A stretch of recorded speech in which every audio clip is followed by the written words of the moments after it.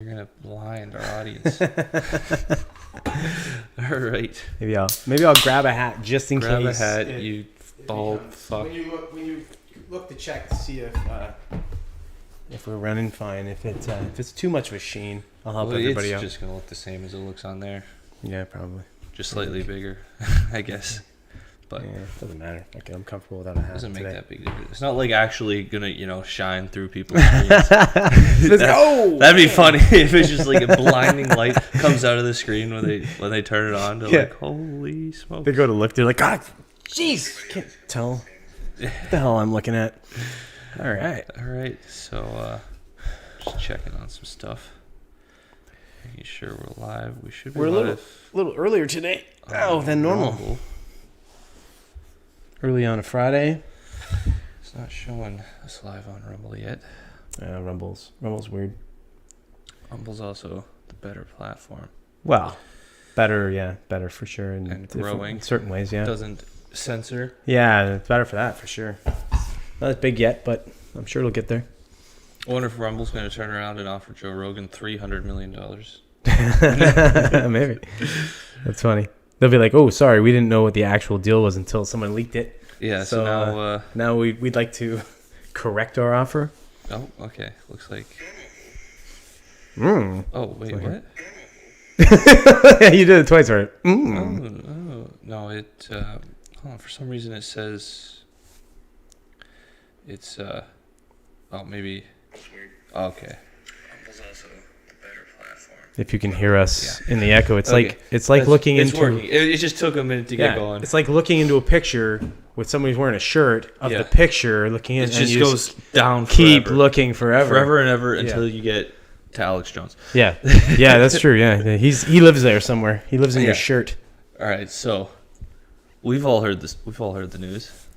Russia is the Russian full-scale invasion of Ukraine. I'll be honest with you. I saw on CB24 or whatever, one of those, the bullshit Canadian news media. Mm-hmm. I saw their take on it and stuff at work yesterday. I thought, you know what?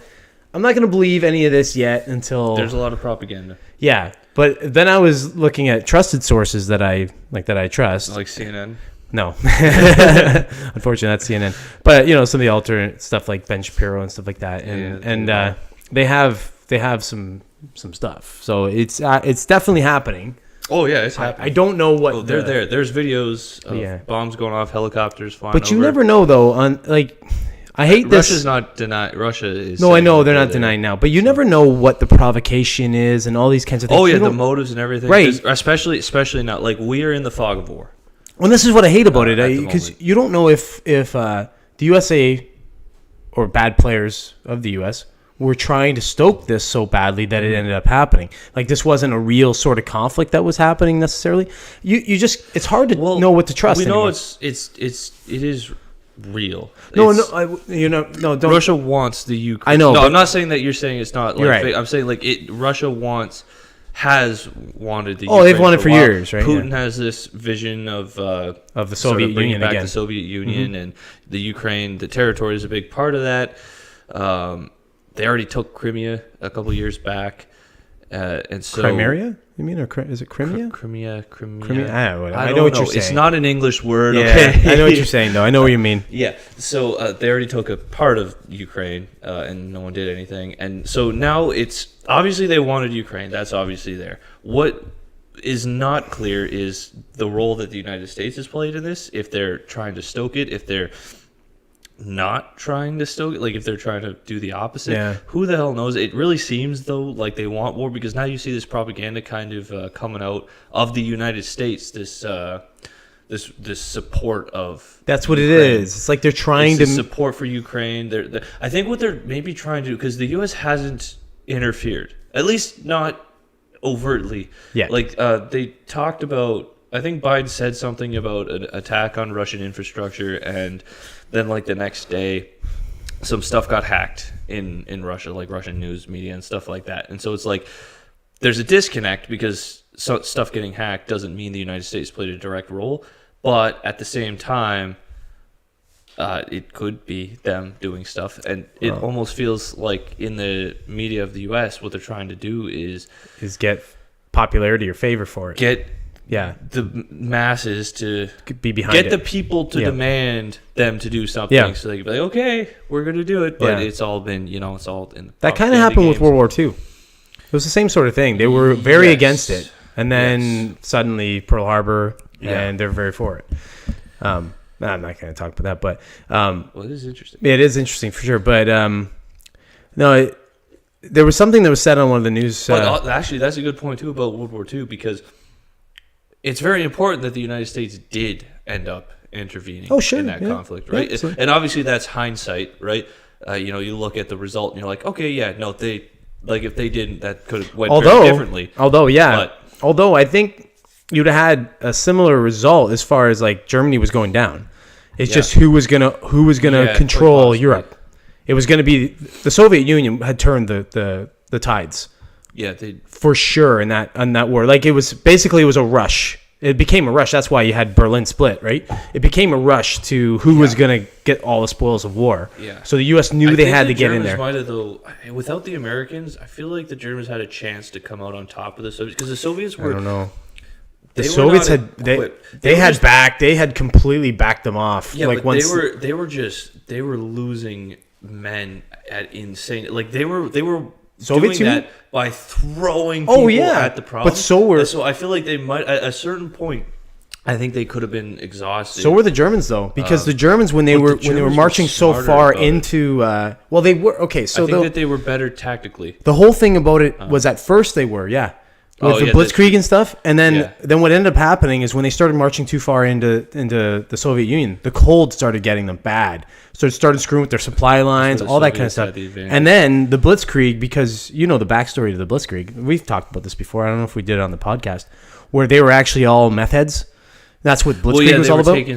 They were taking methamphetamines. Yeah, they were methamphetamines. It was the same thing. They were literally meth. It was literally methamphetamines. Okay. But it was just over the counter stuff you could buy back in the 30s and 40s and they were taking it. So that's what explained why they could go for 2 and 3 days on a Blitzkrieg, right? Where other troops just couldn't do it. That's why they would just outpace them. Right. So we've already gone. Yeah, we went on a tangent, but let's topic here.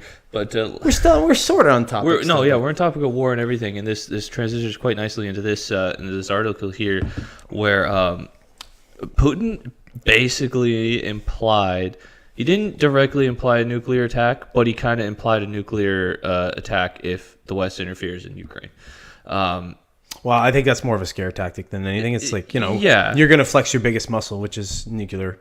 But I don't think they're going to drop anything. Putin's a crazy guy. I don't think he's crazy. I think he's brilliant. Yeah, I think he knows what he's doing. I honestly think he is. And I think he's maybe morally questionable. That's what the sad thing about it is. You got a brilliant guy who's morally questionable. Who knows what he's doing with... right. I think he's the... Although, I'm going to back off a little. Although saying that, I think if you... Like a cat, if you backed him into a corner, he'd do anything he had to. And that's why I think that this is a credible threat, because I think Vladimir Putin is the kind of guy who's going down with the ship. Going down swinging, yeah. And so mutual... If the options are mutual destruction or Russia falls, I think Putin chooses mutual destruction. Destruction. Yeah. It's not even a hard word. I know. 100% of the time. You're right, though. I agree with that. Although I just don't think he's going to have to. I think his partner in China is probably they have a military industrial complex themselves that they're looking to try and flex muscles on. So they might be using this as a distraction to start doing all kinds of shit in their own backyard. I don't know. Much like distraction. I think they're testing the Americans. No, I mean what I'm saying though is this could technically be them pulling a lot of the strings too to say, hey, look over here while this shit's going on over here. Don't worry about us over here in Taiwan and everything. What we're gonna do over here. I think they're gauging how the Americans respond to this. Mm-hmm. China is by in part supporting Russia. China supports Russia. If this failed, but they were talking about at the global scale, they were seeing about maybe banning Russia from the global financial system, and that didn't go through. They didn't do that. But I was listening to Tim Pool, and he was bringing up this point that China in and of itself is a huge economy at the moment. They're doing very well. Relatively, you can make lots of arguments this way or that way, but there is enough infrastructure in China and Russia and other places that are not just going to abandon ship, so to speak, doing business there because these places have been outlawed.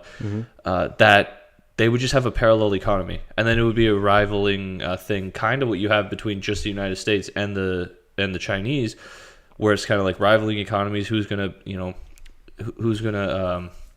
become the global, or is the United States going to be able to maintain their role as the global leader, or is China going to overtake them? Where it's kind of competing systems now. It would be even bigger. It'd be on a bigger scale, which would probably be very bad for the West anyway.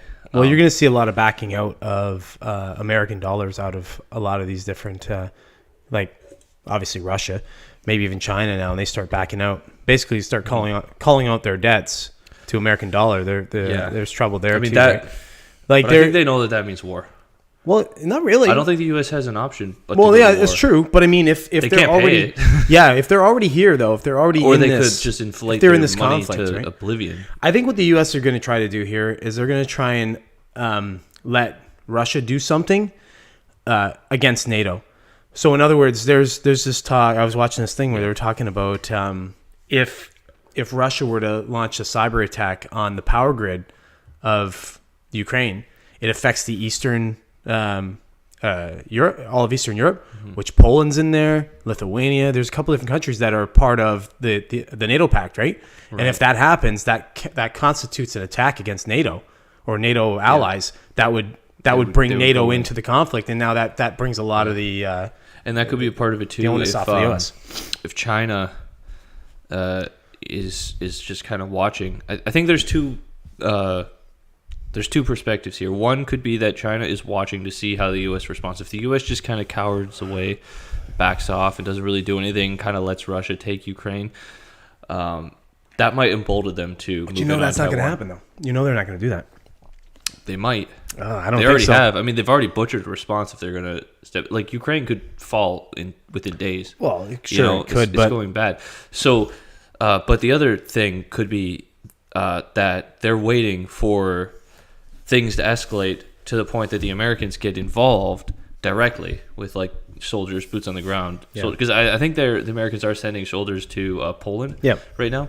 Yeah. And they have bases there. Yeah. So if China could be waiting for the U.S. to spread itself out or centralize itself over there, and then they move in on Taiwan.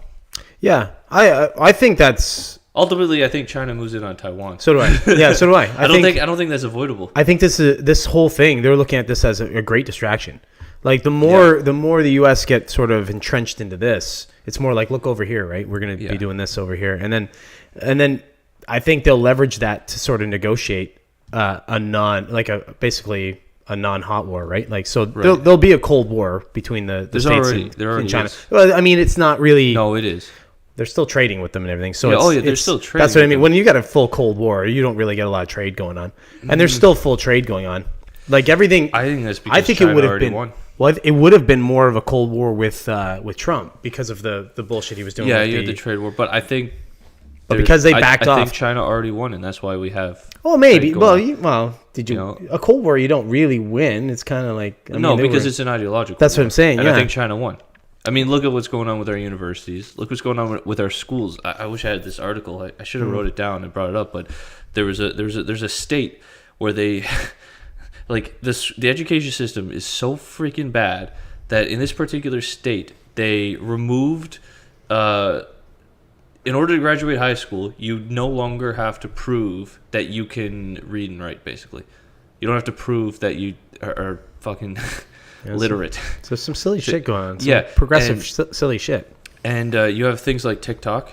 You know what TikTok is? Oh, buddy, you should see how many. So I play like these little pocket games, little handheld games that come up with like these ads that you have to do sometimes in order to do different things with it, right?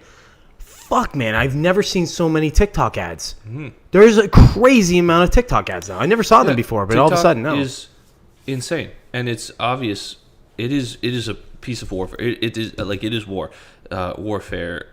A weapon maybe is the word. It's propaganda tool, really. I think it's a weapon. It's not really spreading propaganda. What it's spreading is it's first off, it's getting all these people onto it and all these young people, and it's addictive, right? So all these apps with YouTube and these short form content, like they're addictive. They hit a certain spot in your brain, and you can just start scrolling through that stuff, and like hours pass, and you're like, oh shit, what just happened? Yeah.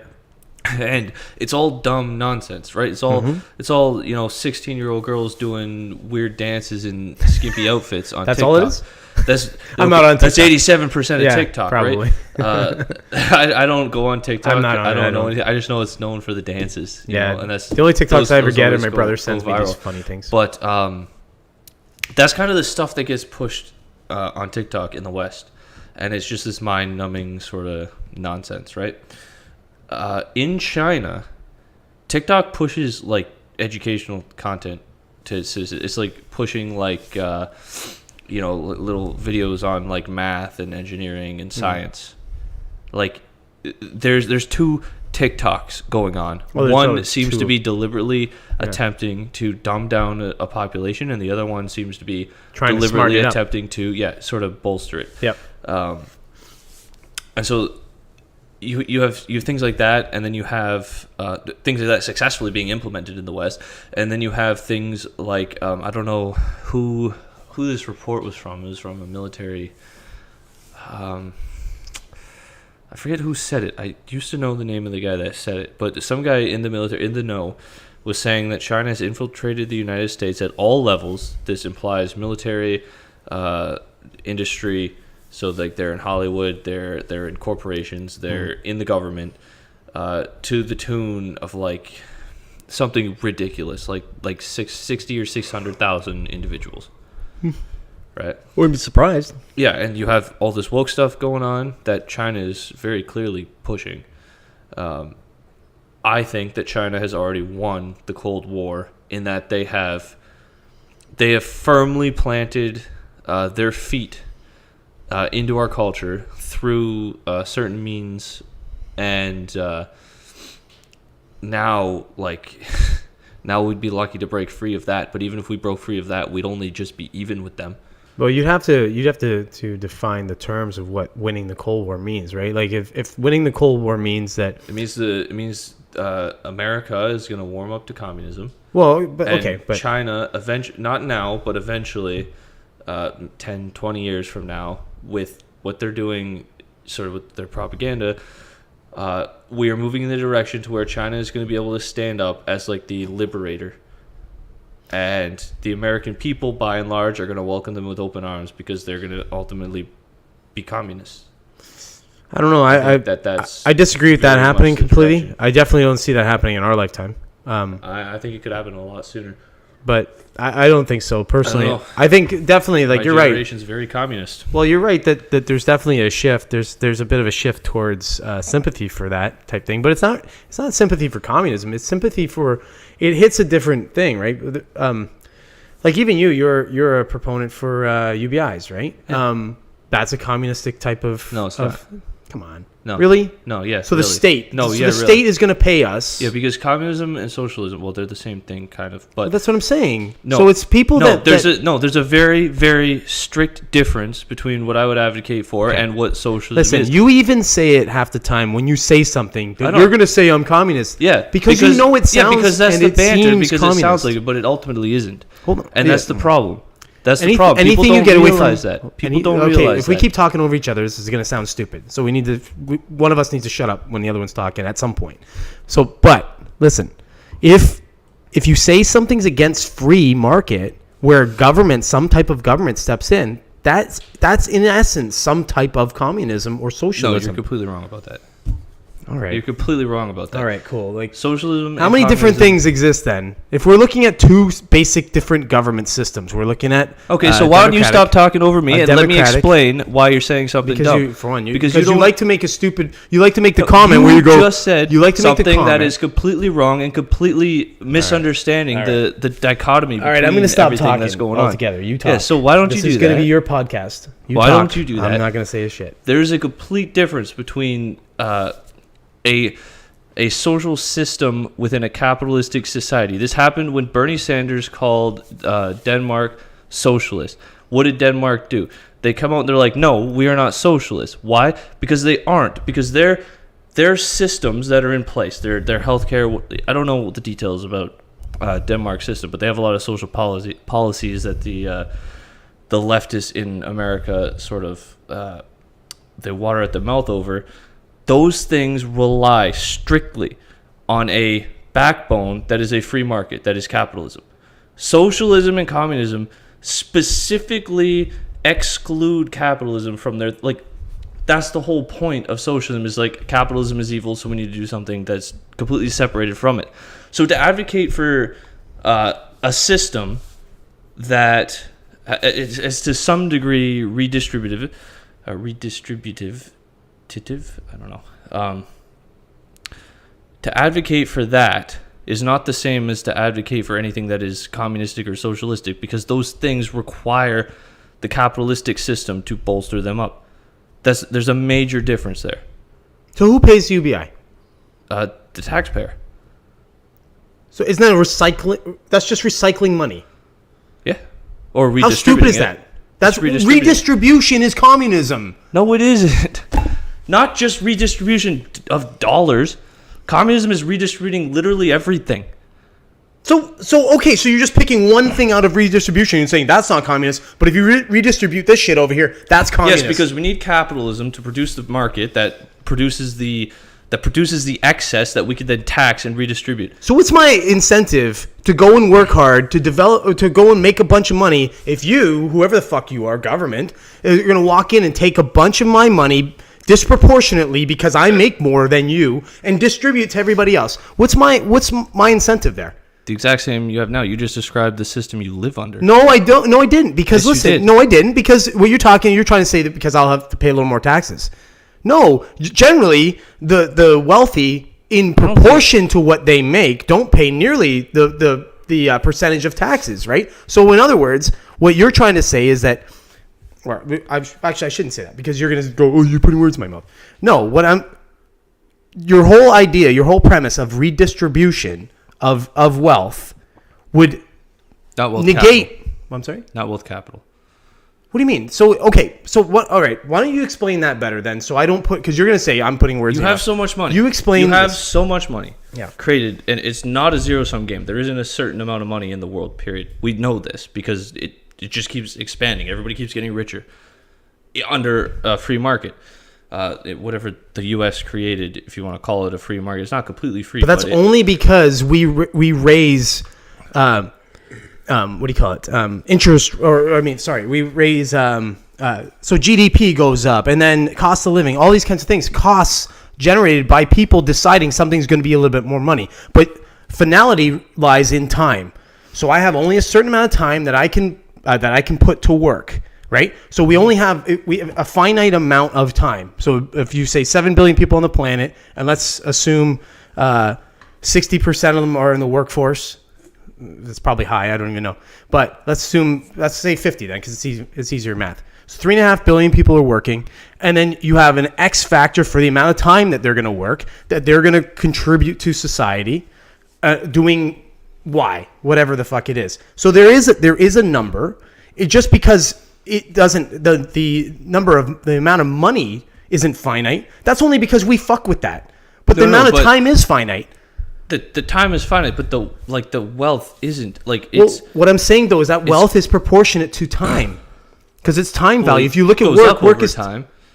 No, I'm saying you have the average income proportionately is going up or was going up. But it only goes up because we make it go up is what I'm saying. It's not because... No. What's added to it? What's the added value to it? But how, though? Because you can get more... So, in whatever year, the average income was $10,000 a year. That $10,000 a year, bought you X, Y, and Z.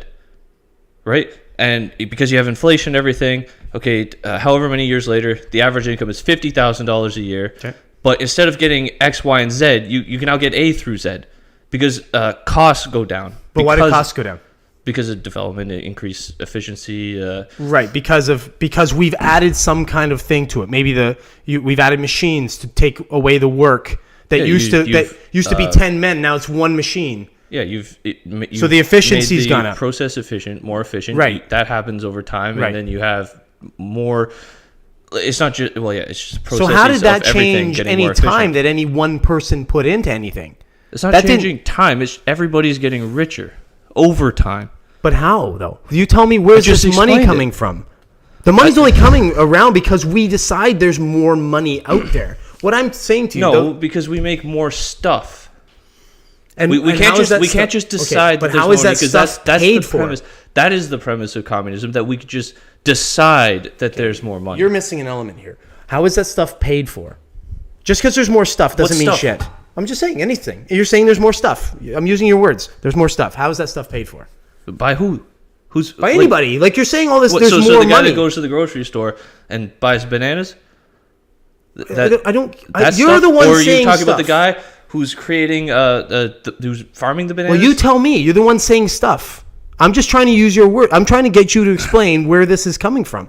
Because you're saying, you're acting Are like... you seriously sitting here and saying that everybody isn't not exponentially, like almost infinitely wealthier today? Yes. Even I agree poor that. I agree that. than they were in the year 1800. I agree with that. Okay, But so what how is does wealth? that happen? Well, what is wealth?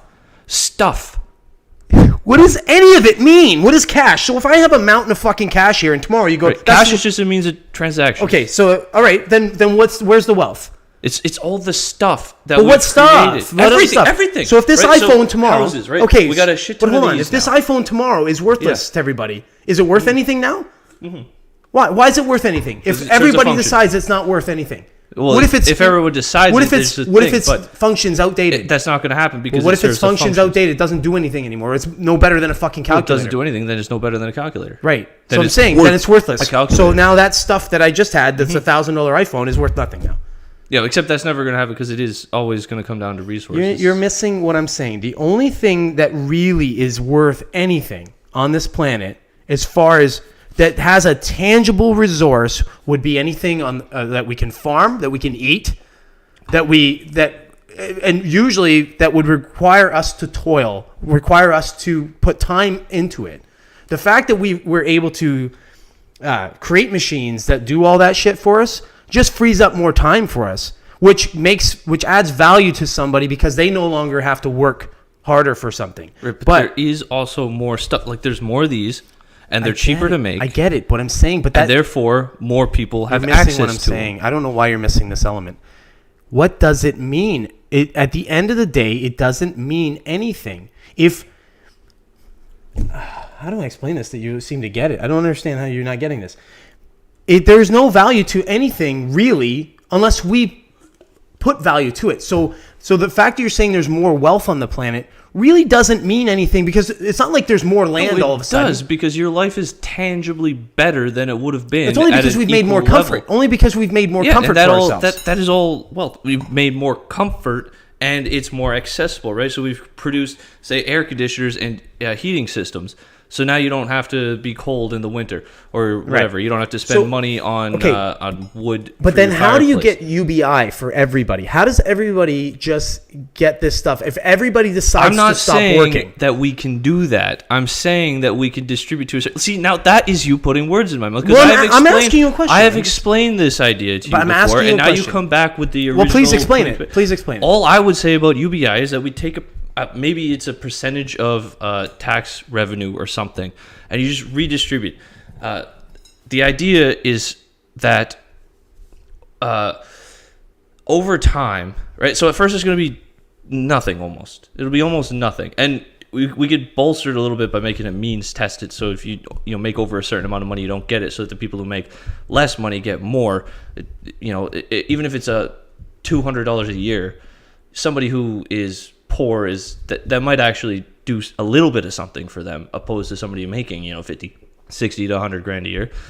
And then over time, as the economy gets more efficient and better, and that way, instead of us allowing what is kind of happening, which is all of the wealth and power to sort of funnel into a centralized group, right? Eventually it'll be Facebook and Google and Apple just owning everything, and all of it's going to be there. You're not going to even be able to get into the free market, and I don't necessarily think that that's avoidable.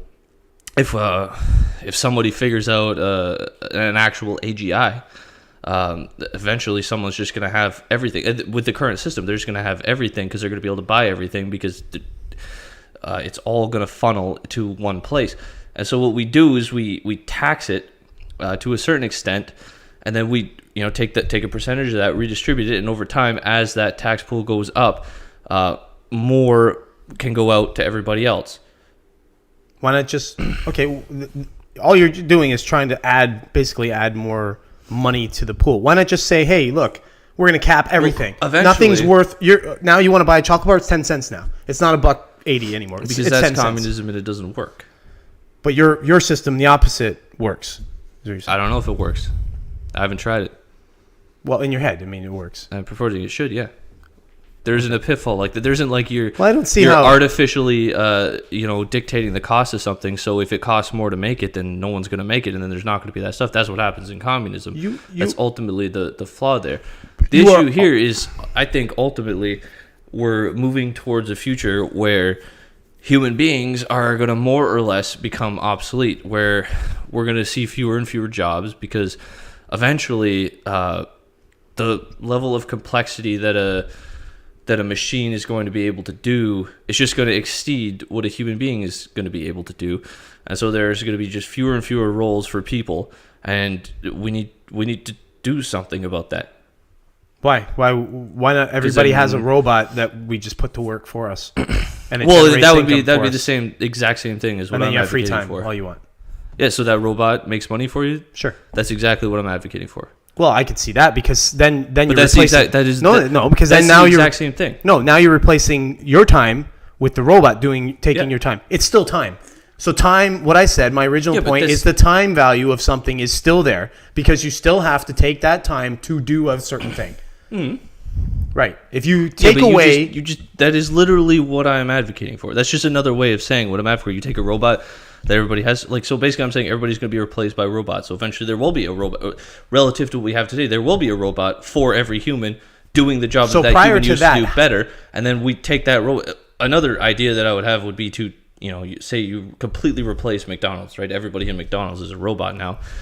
You just force McDonald's to continue to pay wages to those robots to a tax pool that gets redistributed into UBI. And that's the same thing as everybody has a robot working for them. It's just another way of saying it. Yeah, but then why even have any of it? Why even have any of the money or anything? You're just paying a robot that ends up redistributing back to other people. Because then why not just make it free? If the robots are making everything, just at make it free. At a certain point in time, it's probably going to happen. Because that would just be post. Okay, but then UBI at this point can't happen. Which my original point. It can happen, but it's going to pay nothing almost. Well, this is what I was saying. You're taking. So I'm not saying. I never once said anything like. Well, I asked you to explain UBI, and then you to not do work. You just couldn't. I don't know. It feels like you circled back to my point.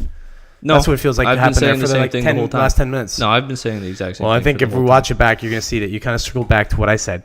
There's a finite amount of time, and money because it's based on time at this point. Is fine. We can just keep raising all we want. We can just say, okay, now this iPhone now is $10,000. It's $20,000. It doesn't matter. We can say this is worth whatever fucking dollar amount we want. We can do what Venezuela did. We just keep printing new money where they have like $100 million fucking note or whatever. I don't even know where they got to at one point.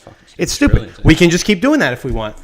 As far as we want to go. That's communism, still, and what happens? What I'm saying is whatever happened in Venezuela happens. No, what happened there was they redistributed shit, and big companies and shit said, "Fuck this, we're out of here," and they left. They went, "Okay, you can appropriate my business. Fuck you, I'm gone." I think why would anybody want to work under that? Why would anybody want to be under that system?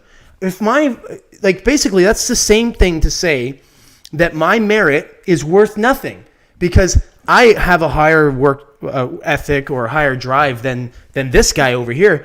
But you know what? If I work harder, he gets a bunch of it. Why the fuck would I want to? I'd be like, no, fuck you, man. I'll go sit by a pool like this asshole is and take $1,200 a month or whatever the fucking UBI is going to be. And you'd have a lot of people that would do that. So the whole system would start to crash. The way that I would advocate you implement it today, it would probably not pay you more than $100 a year. So you can't just Then what's the point? The point is to implement a system that bolsters our infrastructure so that we have something in place dealing with the fact that people are going to slowly be pushed out of the workforce. Well, listen, this is like,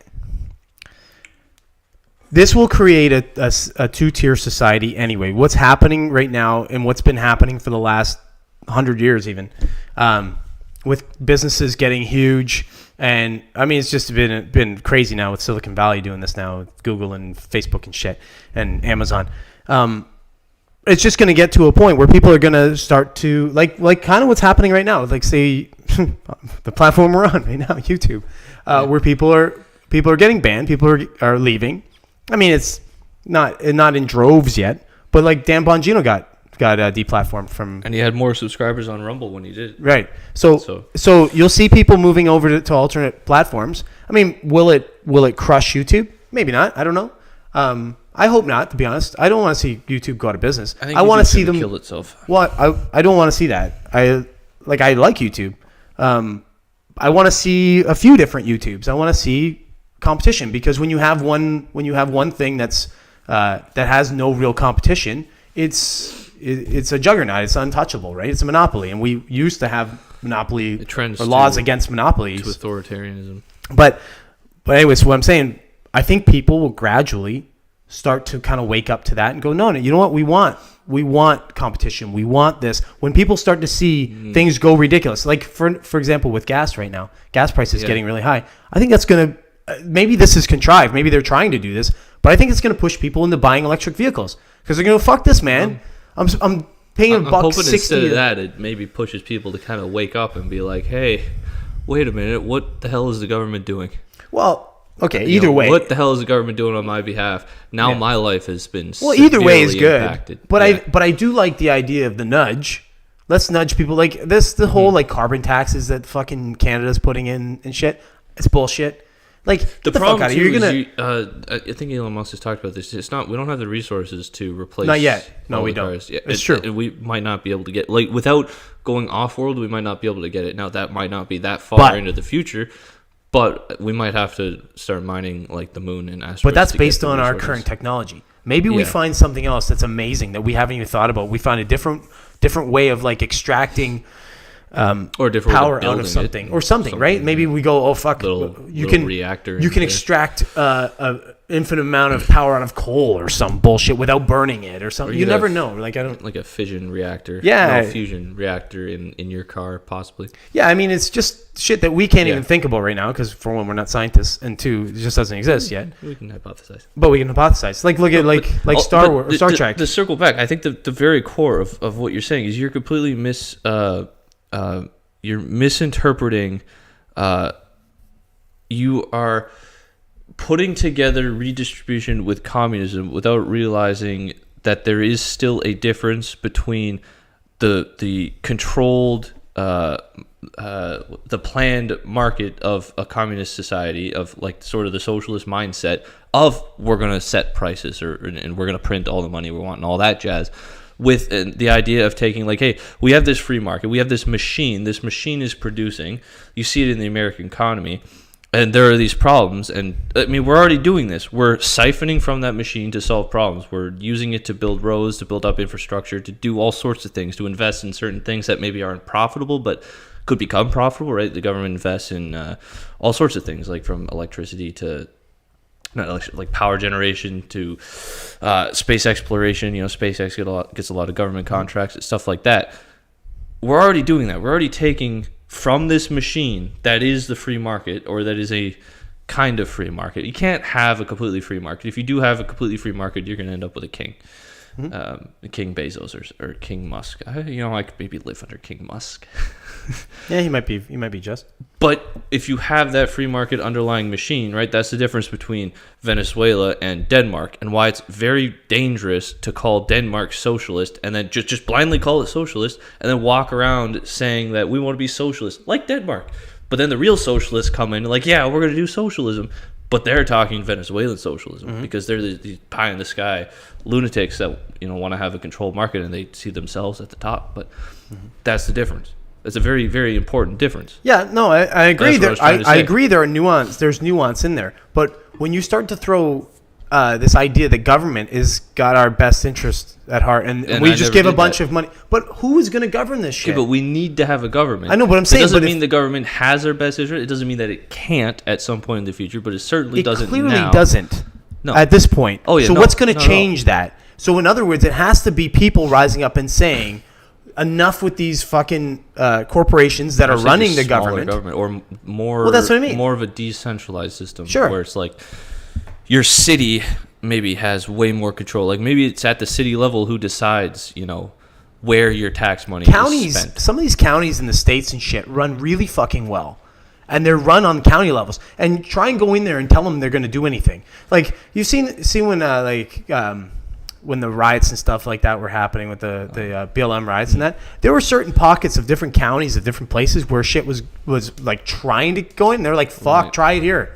Try it here and see what happens. And they're like, the federal government was kind of stepping in and saying, no, you have to do this. And they're going, fuck you. You have to do these mandates with mask mandates and shit like that. And these counties were saying, go fuck yourself. Like, you have no power here. The sheriffs were basically telling them, go fuck yourself. Like, I run the ship here, and the people run me. And that's perfect, because that's a guy who knows his place, or gal, who knows their place, and they hear the community, and the community is saying, no, that's not what we want. Like, anything that we do that's huge, like going to war or anything, or like, for example, and we'll segue right into this now if you want, the emergency power thing, that the power grab that Canada decided to do. Anytime something like that happens, the people should fucking have a referendum on it. It should be, we're saying yes or no. There shouldn't be this kind of fucking power where the government's able to step in and say, oh no, we're going to just do this.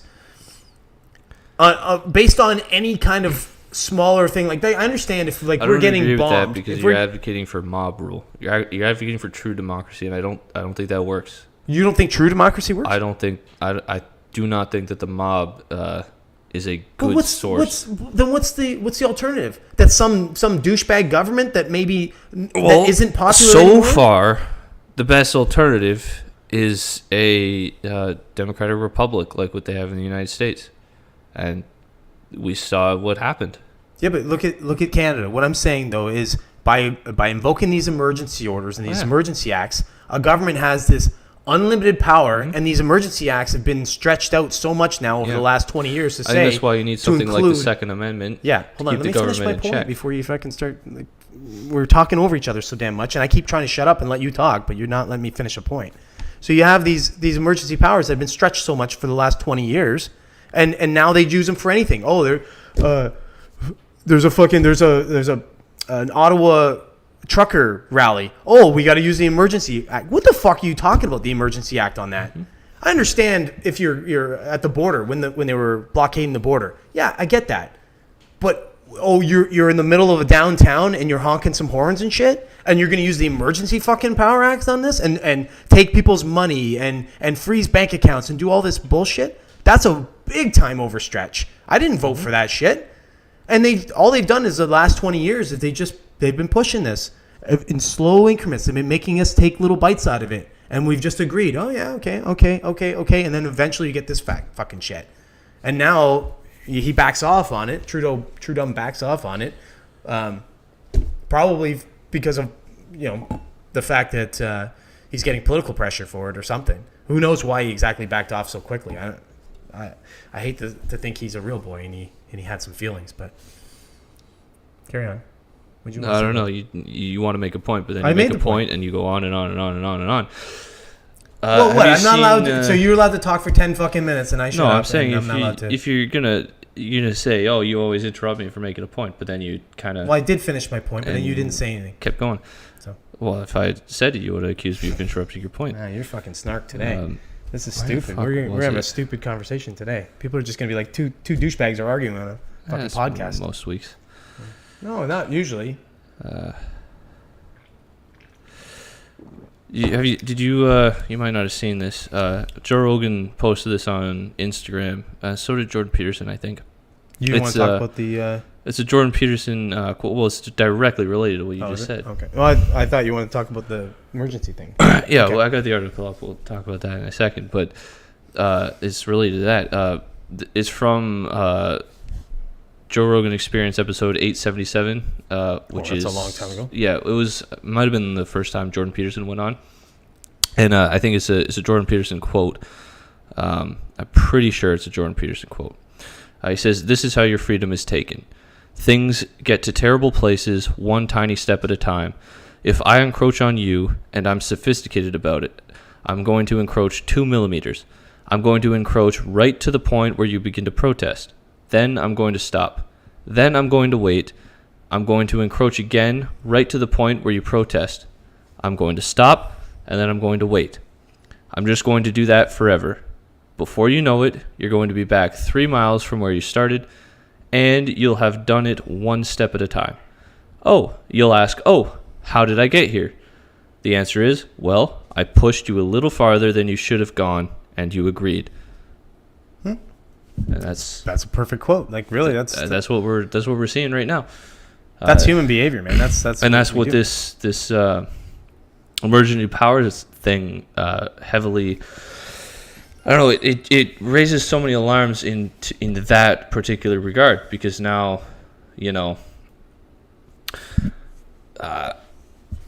they invoke these emergency powers, which they allowed authorities to declare certain areas as no-go zones. It also allows police to freeze truckers' personal and corporate bank accounts, and compel tow truck companies to haul away vehicles.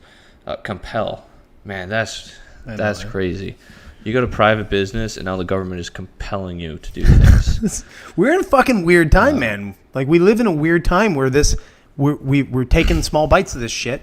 And we're swallowing it. Yeah, so that seems to be what's going on. Why that quote is so relevant to this. Thankfully, they've gone back on it now, but that's where it feels like this, and that is almost what a lot of the COVID restrictions feels like. This is the.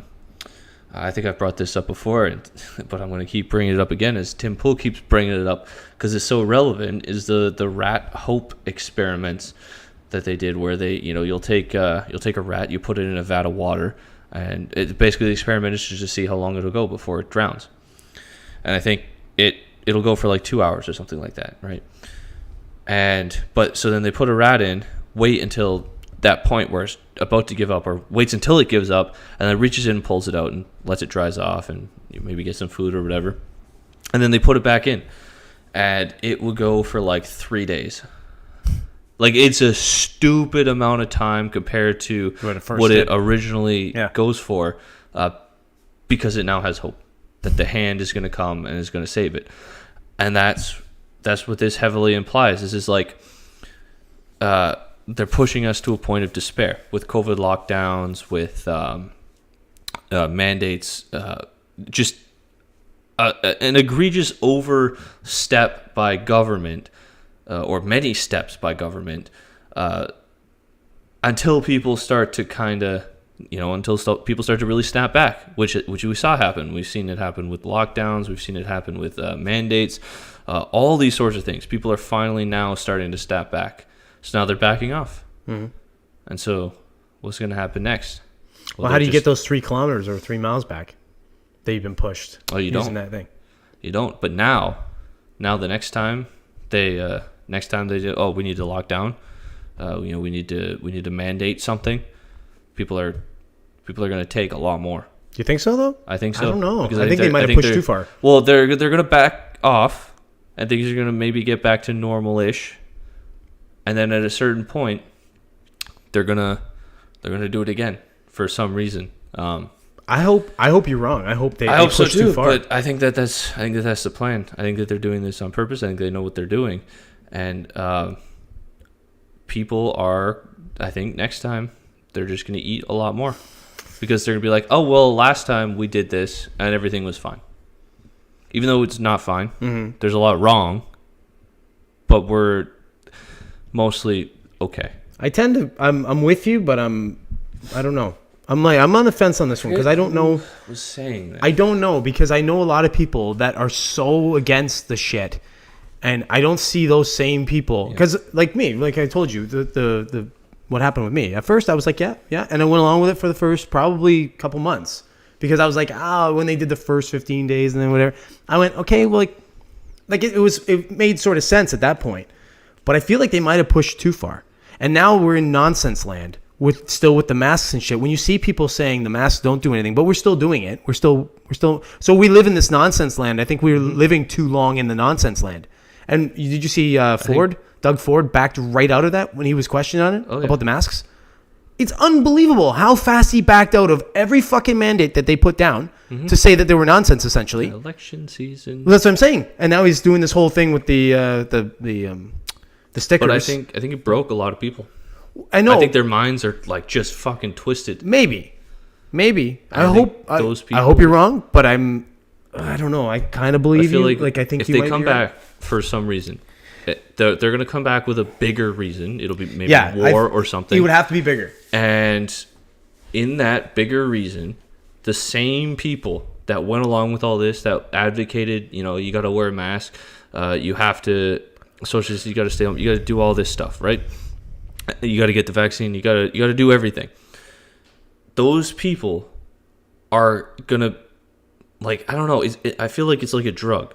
Like this power that you now have over other people where you can tell them what to do. You can demand that somebody wear a mask or whatever. They are, I think, they're going to be cut off from their drug. A lot of people they're going to get pushed back by a lot of people that are like, oh, I told you so, blah, blah, blah, all this stuff. And then when it comes back, they're going to be more vindictive than ever because I think that's the kind of person that is generally. And I think that it'll be worse than you get banned from Twitter for speaking against the narrative. They might start throwing you in jail. Because I think we're heading in that kind of fascist dystopia direction. Yeah, we've definitely seen that kind of thing. Look at these truckers. They're throwing them in jail now. How are you throwing these guys in jail for protesting? Like, what are we talking about here? Now, if the guys that were blockading the border, that's different. Right, you take them, you throw them in jail, you kind of slap on the wrist, whatever. They deserve stuff, but they're going after the trucking companies and stuff now too, eh? Yeah, which is crazy. That is unbelievable what they're doing now. They're saying they're going back. They're going after anybody who donated. They're doing all these things now retroactively. Yes, freezing bank accounts. So I think Jordan Peterson mentioned this. Like now it is not off the table for you to be punished for funding or contributing to, not because funding implies that maybe you were the sole source of funding, but contributing to a legal protest through legal means, and then the government just decides at a certain point in time that no, this isn't legal anymore, and then they go back and they freeze your bank account for doing that. It's like, well, hold on, the person didn't do anything illegal at the time, and now you're retroactive. It's like, what the fuck? And again, so like almost to circle back to the the UBI and that kind of stuff, to be able to trust the government to do anything unbiased or for the best interest of anybody is nonsense at this point, because it's all based on someone's opinion, someone's idea, or someone's something. There's no more approach. Well, I mean, there's every once in a while you see a guy like DeSantis in Florida, where his approach is more, I'm just going to allow people to do what they do, and I'm going to do what I think I'm supposed to do and govern and protect the people that can't. And I'm going to let everyone else do what they're supposed to do. Like I mean, it seems like it used to be that way to some, like a lot more, but I don't know, maybe it's the same, but we're just seeing more of it now because now we have access to information so quickly. Maybe it was always like this, but we just didn't, you know what I mean? Like we just didn't, it wasn't in our faces as much.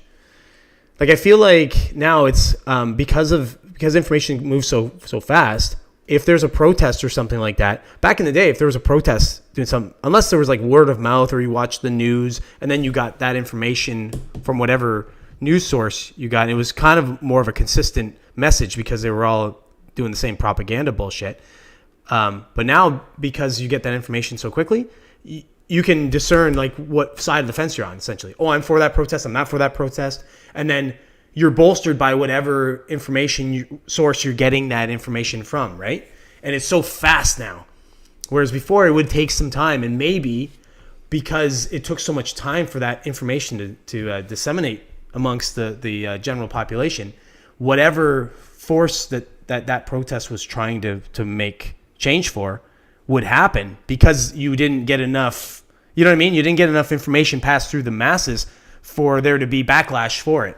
It was like, and this worked a lot in in Europe, right? You'd get like fucking 100, 200, 300,000 people protesting against something. And then the government's like, whoa, we have to do something. Like, we can't wait on this. But now it's like, they're like, oh, wait it out for a couple of days. Watch. We'll push the mercury the other way and get people against this thing. And then we'll make a move. And everybody will be like, thank you, government, for making the move. Much like we're kind of seeing now with this whole trucker thing, right? And they backs off of the Emergency Act and says, oh, no, we're backing it off now. And people go, oh, good. Oh, okay, they only used it for 5 days or whatever the fuck it was. And now we don't hear honking fucking horns in Ottawa. Oh, and they're backing off the mandates. Great. Oh, cool. The government's so good. Look what the government did for us. But they forget about the 2 fucking years that they've been doing all the other bullshit. And the next time it's going to be 10 years. And they're going to say, look, they backed off the first time. They're, they must be, approaching this honestly. I'm hoping, because I'm with you, because I tend to agree with you on most things when it comes to like human nature, right? But I'm hoping because of that quick dissemination of information, and now with the destruction of these propagandist machines, you're just seeing it before our eyes. Like CNN is a fucking shell of itself. Now they're trying to do that. They're trying to do an online thing. Like they're trying to do some kind of. I bet you they get into podcasting. They're trying to move towards that the quick sort of online thing. You're gonna get a rude awakening.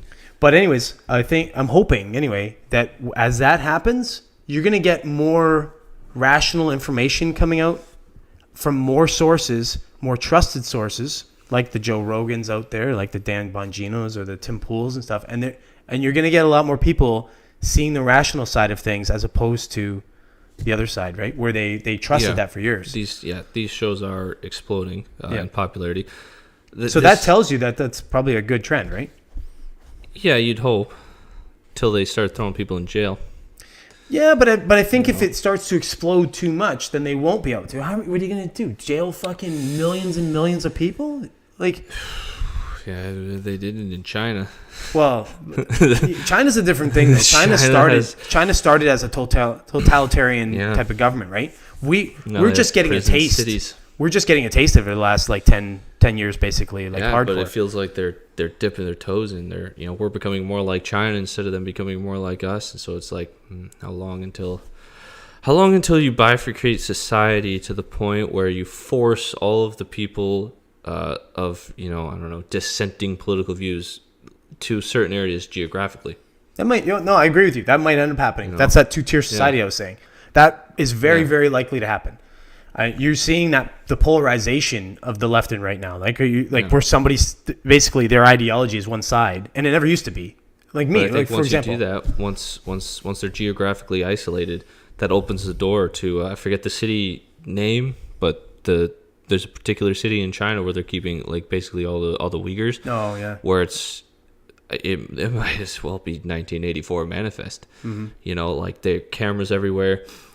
They're constantly have like officers not checking in on you in your house to make sure like you're not.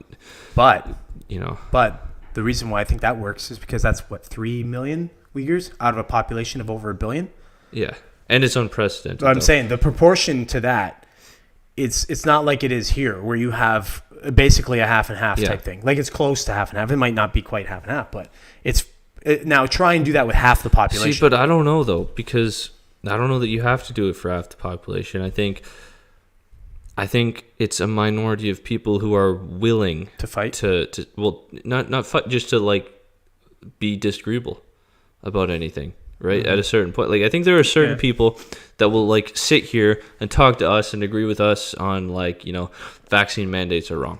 But then when they go into work, but they'll be quiet about it. Well, they won't just be quiet about it. When they go into work and John comes over and is talking about, oh man, these truckers protest, man, that's so wrong. Like, why can't everybody just get the vaccine? He'd be like, yeah, man, I totally agree with you. I think that there are a lot of people that are like that who will slip into the shadows. They'll see the totalitarianism. They'll see the evils going on. They'll be like, I don't want to end up, I don't want to be like that guy that got 100%. Made an example of. 100%. And then you might be able to distill the population down into dead a right there. Manageable amount. But yeah, I couldn't agree more on that for sure. You see it all the time when you talk to people about stuff, and I see it every day when I'm talking to people about. I'll say anything.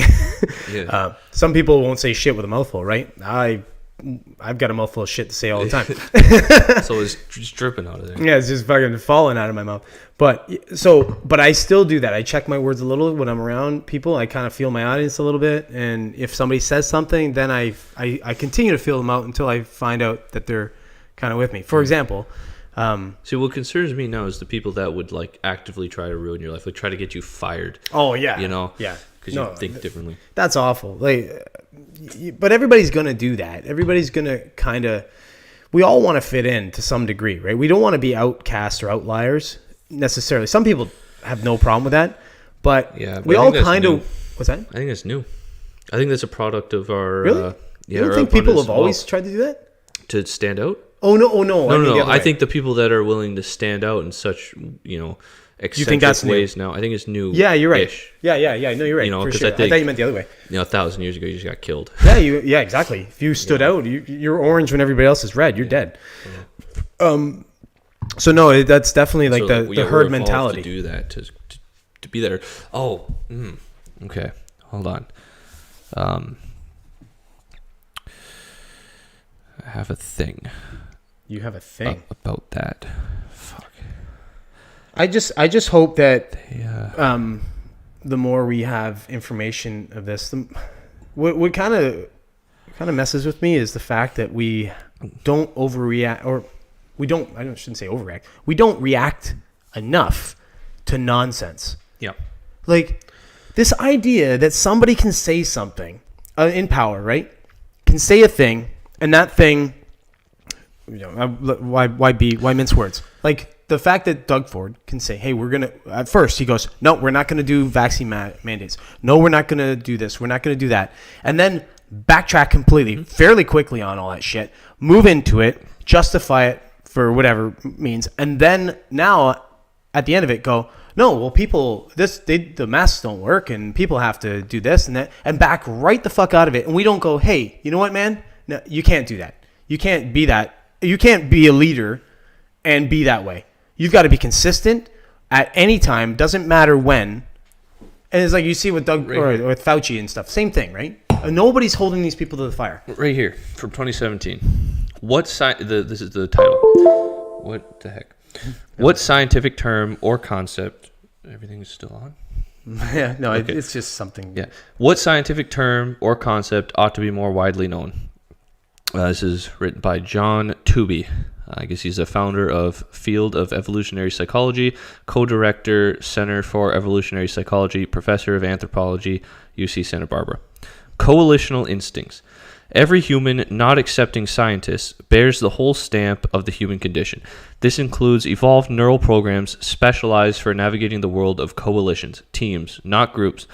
Although the concept of coalitional instincts has emerged over recent decades, there is no mutually agreed upon term for this concept yet. These programs enable us and induce us to form, maintain, join, support, recognize, defend, defect from, factionalize, exploit, resist, subordinate, distrust, dislike, oppose, and attack coalitions. Coalitions are sets of individuals interpreted by their members and or by others as sharing a common abstract identity, including propensities to act as a unit, to defend joint interests, and to have shared mental states and other properties of a single human agent, such as status and prerogatives. Why do we see the world in this way? Most species... I don't need to read the whole thing. Yeah, that's actually quite a long read. Mm-hmm. I got the gist of it. Explained it right there. Yep. We have... this is hardwired into us to kind of... to be this way. Mm-hmm. And to, so it's, I think it's hard for us to be rational. When you have a team, you're more assigning yourself to that team, and then, whatever goes. Like, I think it's easier for us to ignore, and this is cognitive dissonance, just to ignore contradictions in our ideas or views, or those who we hold in I don't know positions of authority. Yeah. Well, I mean, you kind of, I think it's we have to some degree do that, right? Like for the masses, you need leaders, right? You need a leader to take charge of. I think you have a certain to amount less of people. and less, though. No, as society has progressed. I agree. But we maintain these old ideas, right? Yeah. Well, it's not an idea. It's more hardwired. Well, yeah. But I mean, when I'm saying old ideas, I mean like old governments that were set up hundreds of years ago, right? And things have changed. Yeah, and those stuff. are the new governments. Well, it's all it is government overreach at this point, right? They change different things now. Yeah. So I think oddly enough, I think if we went to sort of a more of a community, like smaller communities, and they govern themselves, and then you had federal government only in any country that was going to use this system. Federal governments only were responsible for, say, roads, major roadways that interconnect, and borders and military. International. International too borders. long to come up with the word international. International affairs. Yeah. Borders, international affairs, things like that. That's it. And then I think it would work better too if we had, say it's more component, but like I've mentioned this before. So I don't know how low it would go. I might argue to go to like the city level even, or county level, where the county has basically ultimate control, with the exception of a few things that can maybe be written into the Constitution, which I think maybe every country should have a constitution similar to the United States. Then that should be like the word of God. But maybe, say like, okay, murder and like stealing and rape, like these sorts of things where you're like, okay, those are... You can't do that. You can't legalize those things over here, right? Mm-hmm. To sort of stop a county from being like, no, you know what? We're going to own slaves, Yeah. To stop that, we're going to have a certain... But it has to be like restricted. Like we can't just have a list that we just keep adding to and adding to. 20 different things, let's say, whatever. Yeah, for example, or just come up with a bunch of things one time and be like, these are the broad general no-nos. Yeah. No one's allowed to do that. Everything else is game. And so everything's up to the different counties to for your county to decide, whether or not drugs are legal, or certain drugs are legal, or it's a little like whether or they not have you in the mandate States. like electric vehicles, whether or not you have a carbon tax, whether or not you have all of these. There's so many things that you could do, right? And then I think that maybe even how tax dollars are spent, right? So maybe you have your county, you're paying your taxes to your county, you're not paying your taxes federally. The county will then pay taxes federally, and I think that should maybe be like 20% of the total taxes in the community goes to the federal, and then the federal deals with their stuff with that money. I think that it would be much better because you'd have that. Holy shit! Yeah, we just agreed on something completely because I was just about to make this exact point. See, that's weird because I feel like I've made this point to you. No, you have never said this before. No, you've never said this before. I've had this idea for years. You've never said this before. What is? I don't believe you. Yeah, I don't know. Are we losing like one of the mics or something like that? Or did we lose them? No, we got them both. Okay, I don't know. Anyways, but no, I think it's perfect because you think about it this way. Think about every county almost as like a small business. So if the county's running really well, so if the money that they're taking, everything's being allocated very well, you've got great schools, you've got great infrastructure, all that kind of stuff, people are going to want to live there. So people are going to want to go move to that county. To the good counties. And you'd have It'll be a competition of governance. And what you'd have to have too is with the county, people can move into it, but it's almost like you're almost moving in under probation type thing. Like you move in and you start fucking around, you're out. At a certain point, there would be a capacity. Well, issue, maybe, right? yeah. So it'd be like this one county's doing. You got to really be careful well. though with that because then it becomes like this, almost like a popularity type contest. Like, so who's choosing to let people in and out? No, because I think what'll happen is this county over here is doing really well, so everybody wants to go there. There's a waiting list to get into this county. Yeah. Well, that county over there is gonna be like, we're gonna do what they're doing because we want people to come here because we need people here, and you're going to be that's more where the competition comes. Yeah, and you're going to be more incentivized to do that because ideally, the people running the place are living there in the county. Yeah. So it's not like what you have now, where somebody who has never stepped foot anywhere near your city. Yeah. Making dictates on what goes on there. Right. Right. And then what you could do too is there's a psychological thing to that. Whoever's running, like whatever way you decide the governance is going to happen in that county, whoever's running, say, the fiscal end of it, whoever's running this, they get bonuses based on performance. So if you're doing very well in these different things, you get a bonus on it. So you're incentivized to do different things correctly. But conversely, and this you'll like this because you've said this before about like almost a capital punishment for like theft of funds and things like that. Treason. Yeah, corruption. Corruption. I don't think is capital treated punishment because I think death is too easy.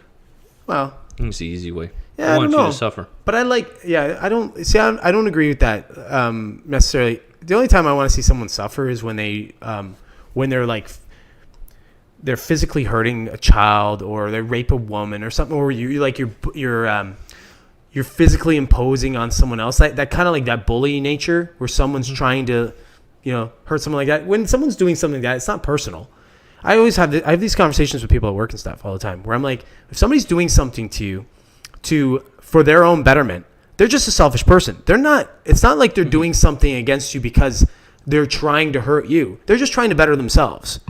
And they're a selfish person. Unfortunately, you're a what do you call it? A byproduct of their action. But when somebody's physically doing something to you maliciously with intent, that's different. And I say kill them.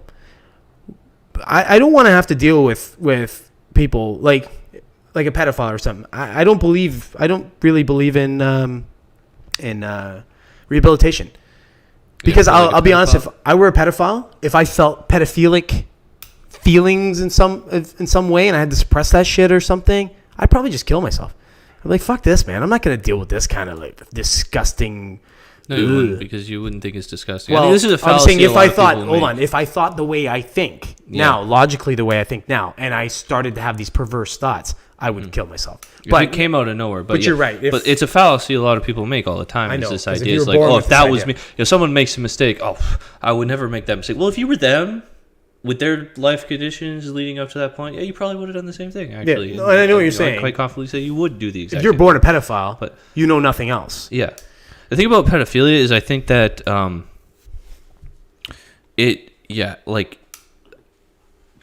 I think that we need to really do something about that. Like, well, it's you know what it is? It's like anytime you take away penalties for things. Mm-hmm. Okay, I've got a story before I even say that. So there's a guy that works for me he's from Afghanistan, and he was telling me, I was asking questions about Afghanistan because I was curious. And he said, the real neat thing about there, or the real interesting thing that people don't know, he goes, I could put $1,000 on a table. He goes, I could literally leave. I'll come back an hour or 2 hours later, that money's still on the table. He goes, because nobody will take it. He goes, because there's this idea of theft, that they're so afraid of theft. Like someone stealing, you get your fucking hand cut off or shit. But there's been that instilled in people. But it's also... And then it also creates a different... Right, it's Islamic, right? And in Islam, it's very predominantly... you got this honor culture versus dignity culture. Yep. And in the West, in Christianity, we have this dignity culture. The dignity culture is like, fucking keep your dignity. Somebody wrongs you. We have systems in place to deal with that. You do your best to leave the situation. You call the police. They're going to deal with it. Mm-hmm. In an honor culture... somebody wrongs you, you have to get them back, basically, right? And it's more of an eye for an eye. So I think that makes a lot of sense. You leave $1,000 on the table, someone's gonna be afraid to take that, because if they take that, whoever's $1,000, it's not yours. It's not yours, and that in that kind of culture, whoever's it is gonna go after you. They're going to want to get you back for it, and you could have your hands cut off, or worse, who knows whose money that is, right? Mm-hmm. You don't know the kind of person. So it's like, it's a weird, different... There's a healthy fear there, right? And that's what we need. We need that healthy fear. Like back in the day, nobody robbed the mafia unless they wanted to be killed. right? So there's that healthy fear that you don't do something. I don't think we have that in a lot of different things. And that's why I would have to keep more guns. Well, because I think ultimately it comes down to the thing about guns is it's like an absolute power sort of thing, right? Yeah. And so if you don't have a gun and somebody else does, you're done. You can't do anything, right? Yeah. Hopefully you're fast. Yeah, hopefully you're really fast. And they're a bad shot. But if everybody has so that's the thing. In a country like Canada, no one's got a gun. There's no guns around. So if I wanted to rob somebody, I just get a gun. They can't do anything. They will die if they try to do something. So I'll just get a gun and I'll be able to do whatever I want to them, right? But if everybody has a gun, or enough people have a gun that it's very likely that somebody nearby has a gun, it evens the playing field more. It's much more like if nobody had a gun, to where it's like, okay, if I try to do something, one, the person might be evenly matched to me, the person I'm trying to wrong, and everybody around me, them combined is just going to be more. So maybe I'm not going to do this. But when you take away all the guns and all the good people don't have guns, well, now the bad person who gets a gun and wants to do bad, they have so much more power to do so. Because why does that keep happening? I don't know. It's like something's loose or something. Yeah, something's got to be loose. But whatever. We just have to deal with it. Really fix it. Yeah, no, I know what you mean. Right. So I think that's where you get a healthy fear, where it's like you're much less likely to walk in and try to rob a convenience store if nobody in that situation has a gun. Because you're evenly matched, right? So the guy behind the counter, he might get you in a headlock, or you know, he might be stronger than you, whatever. If you walk in there with a gun and you know that he doesn't have a gun, well, now you're all of a sudden emboldened. Whereas if you walk in there with the gun and you know that he probably has a gun, you're going to be a lot more hesitant, because now it's almost the same as, you know. Do you think though that that maybe societies that have guns prevalent, like the States and stuff, would be more violent because they have the guns? No, and I think the evidence stacks up. I don't have it, there's a couple places I think in the United States where like pretty much everybody has a gun, and they're like the lowest crime rates in the entire country. In Texas and stuff. Yeah, I don't know if it's like in Texas. It's certainly not like Texas as a whole. Yeah. But there are places, certain counties, towns, little places here and there where basically everybody has a gun, and they are some of the lowest crime rates in the world in those places. And so I think that's why. I think the sort of power dynamic that I outlined is why. Could very well be, for sure. I mean, I think there's an argument on both sides to say, you know, not having guns prevalent, like somewhere like Australia, right, where they basically banned them. I guess that worked out well for them. Well, they've reverted back to a prison colony. I was gonna say not during this time period, didn't? Yeah, for sure. But I mean, for a while it seemed to. So I don't know. Like, so now you have an overstretch of the government, but it's that whole idea of like when a government goes tyrannical. That's one of the reasons why the U.S. have that in the Constitution, right? If the government were to go tyrannical, that's the whole point. So right, you could fight back. Yeah, and I think a lot of people fucking make a fallacy. They like to think that it's like, oh, so you can just take on a nuclear power with, you know, an AR-15. It's like, well, no, but you can go down with a fight. You could take a couple with you. Like, it's not even that. It's not even that taking a couple with you necessarily. You can die with just dignity. It's not. I don't even think it's that. Honor. I don't even think it's dignity. that. I think it's more that. It's guerrilla warfare too is. I think it's more even to make people feel like they're on an even playing field, even though you're not. Like, realistically, you're not. But at the end of the day, you are more than you think. Well, look at it this way: if, let's say, for example, a government goes absolute tyrannical, and the military, the people in the military decide they're like, no, we're not for this either. You would get a lot of that, I think. Yeah, I think you would too, right? Hope you would. So would I. I mean, you know, but it's this whole small bites thing, right? Like, you know, you can't use what's been going on the last 2 years as an instance, because it's small bites, and it's not like anything they did was killing anybody. I mean, it was really fucking some people up, obviously, right? But because it's it wasn't the majority of people, and because we're not, as people, we're not really all that empathetic. We kind of just went, oh, okay, that's fine. I guess these businesses are going out of business. I mean, I just hope that we learn from it and we say, no, we're never going to let that happen again.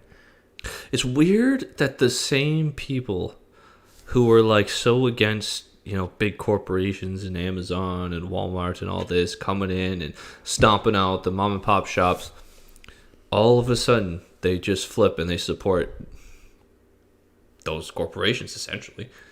I mean, no one benefited more than Amazon in this whole situation. Not a single, no politician, by a long shot. Not Pfizer, not Moderna. Nobody benefited more than Amazon. Yeah.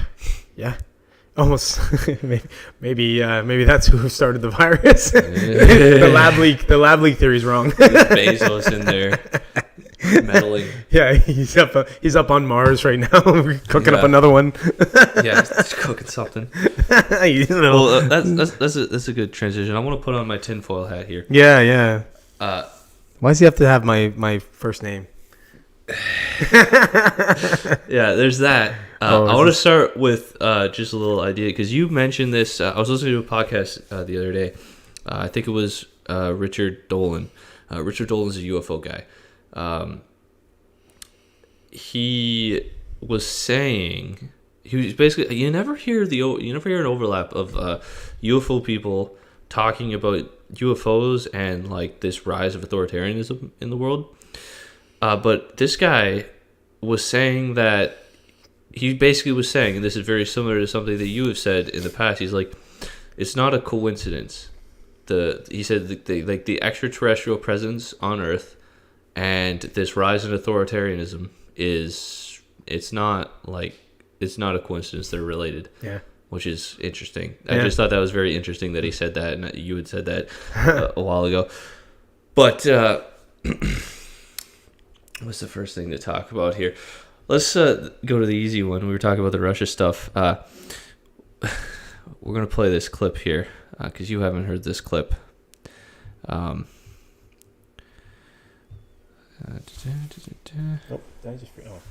look like I froze. Froze for a second.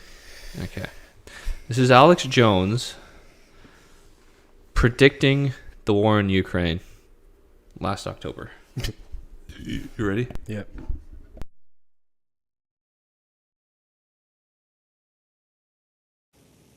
But we're looking at a giant war in February right now. Currently, that's the projections with the top people on the earth who claim they're not with the New World Order Combine. Is war in February. And this is the type of time, like right before World War I, right before World War II, when everything kicks off. And I hope that doesn't happen.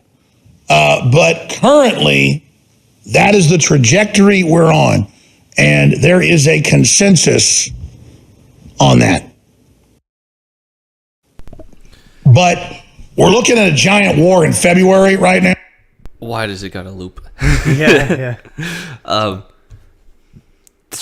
What do you make of that? That's weird, man. I don't know. He said that in October. I don't know what to make of anything he says. I don't know what to make of anything anymore. Like he comes up like so. Imagine, just think about like Nostradamus. Are you you're down there? There it is. Okay. Just think about Nostradamus back in the day. I'm sure anybody listening to or reading his quatrains were like, "You're fucking nuts, buddy! Like, what the hell are you talking about?" And he spoke in riddles, right? Like the way he wrote shit was like, I forget how the one quatrain relates to the Twin Towers, but the way he spoke of the towers. And I mean, okay, there's this idea that you can make that fit, right, into something that happened. But how do you make that fucking fit?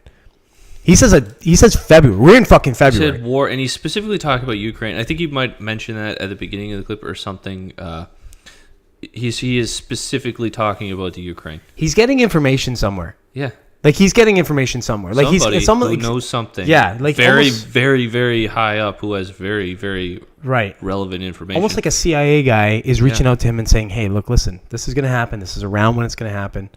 Go ahead and get it out." Which is crazy though. Like it almost. But hold on, before you say that, it almost seems like it's fucking like maybe it's on purpose. Like maybe somebody, you know, like when somebody leaks information because they want to get ahead of the information. Mm-hmm. Maybe that's fucking what it was. Maybe it's like a self-fulfilling prophecy type thing. Like that the war started in February because Alex Jones. No, not because he said it necessarily, but because they want people to hear that. So when it does start to come in February, people are like, oh, and it's familiar. You know what I mean? So they're not like caught off guard type thing. So it's almost like a pre-sell in a way. I know it's a stretch. I know your mind's stretching a little here, but that makes sense. You never know. Like, well, no, it's like I don't know. I'm trying to think of something that correlates very well with that. But you see this happen in different things. Obviously not as big as something like this, but you see it happen where someone's like, they'll leak something out because they want to get ahead of information. Right. You know what I mean? Right, because they know it's going to happen. Right. Right. And yeah, I think that's almost certainly what going through Alex Jones, I don't think that is that holds up. I feel like there would have been.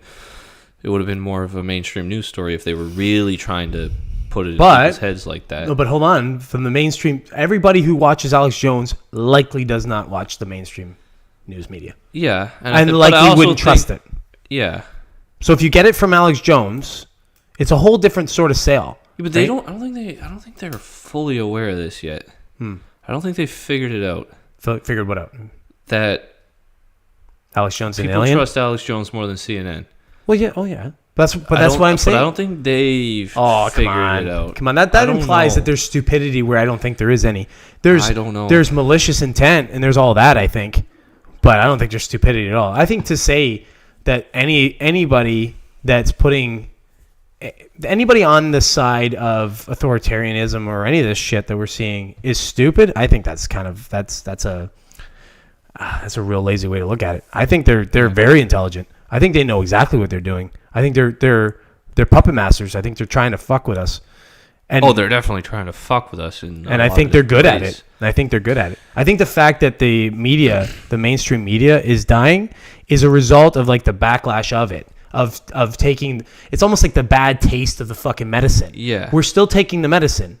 But we're just taking it in different ways now. And they're just finding different ways to give it. What's prescribe weird, it. They shouldn't, like, it shouldn't, based on the way that it went down, like, it shouldn't have been known that war in Ukraine would break out in February. I know. I agree. Like, so why does he know it? Anybody. Right. Like, not even like, oh, maybe they know about it, so they're feeding it to Alex Jones. Okay, that's fine. They, who have this information, like, that just doesn't. Then why do you think? Jive. I don't know what to think. Like, maybe. Maybe Alex Jones is the one starting the war. Oh, well, I think Alex Jones might with the gay frogs. He might be the architect of reality here. Yeah, I don't know what to think. It's weird. It's crazy. It's now that we got our tinfoil hat on, yeah, because this is not necessarily unrelated to the UFO phenomenon, where the UFOs. There's been a rise in UFO sightings in the last couple of years. Also, a rise in governments just like, UFOs are real. They're very hesitant to, hypothesize on what they are. Are they technology? I'm sure some of them are technology. Some of them might be, extraterrestrial. But maybe some of them are humans from the future. Here's an idea. That's a cool idea, too. Well, maybe Alex Jones is an alien, but he's a good alien. Or the good aliens are the sources that he has. So there's two different aliens going on right now. There's two different species that are trying to sort of take over this planet. And here's the fucking real tinfoil hat. One of them is the one that's trying to create all the conflict and all the shit, prepping the Earth essentially for its domination. And the other is Alex Jones and some other aliens, whoever you want to name, that are on the side of us essentially. And they want to see us be still be free and or whatever. Let's stick to one topic at a time in this regard. Because you totally want to go on a tangent on what I just said. Well, we're going to go a couple places. Ross, do you know who Ross Coulthard is? I don't. Ross Coulthard is an investigative journalist in Australia, and he's been following the UFO phenomenon for a while now. Okay. And he has sources and everything. He's done a bunch of interviews. And what I have pulled up in front of me is just some notes that some random person on Reddit made from an interview that Ross has done. Now, I've watched a few interviews with Ross. I just have these here to reference off of. These are points that Ross talks about and brings up some of the times. I'm just going to list through all of them.